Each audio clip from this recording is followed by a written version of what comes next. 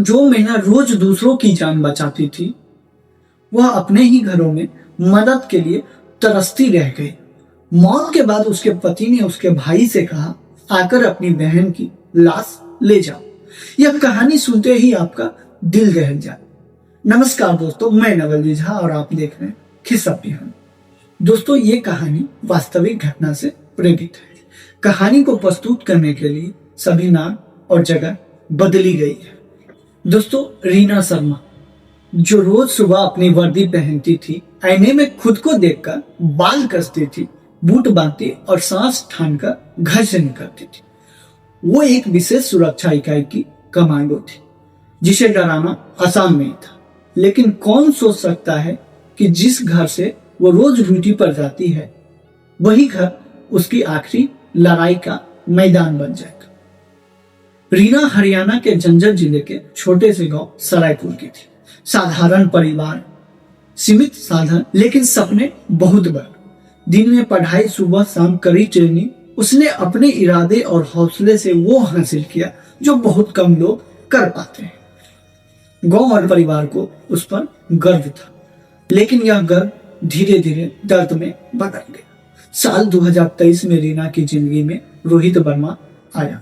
शुरू में बातें समान थी, फिर नजदीकियां बढ़ी, भरोसा बना और अंत में दोनों ने शादी कर दी। यह एक लव मैरिज थी, भरोसे और उम्मीदों से भरी। शुरुआत में सब ठीक रहा, लेकिन शादी के कुछ ही दिनों बाद माहौल बदलने लगा। इतना कम दहेज, कार क्यों नहीं आई, तुम्हारे घर वाले और दे सकते थे।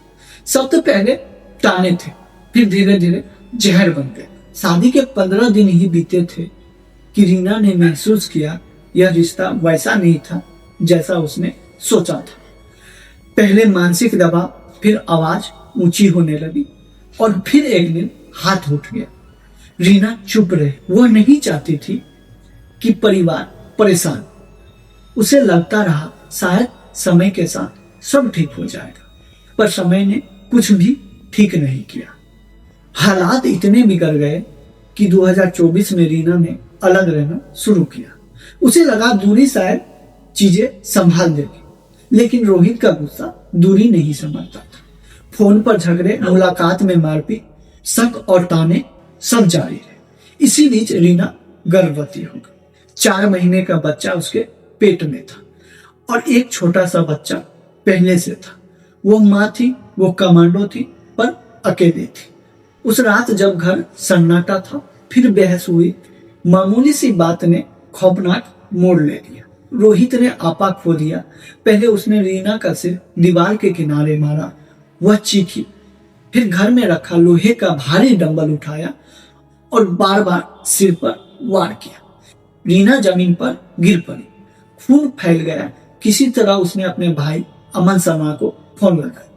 फोन पर सिर्फ चीखे थी और फिर वो आवाज आई, ठंडी बेर है, रिकॉर्ड कर लेना, मैं तुम्हारे बहन को मार रहा हूं।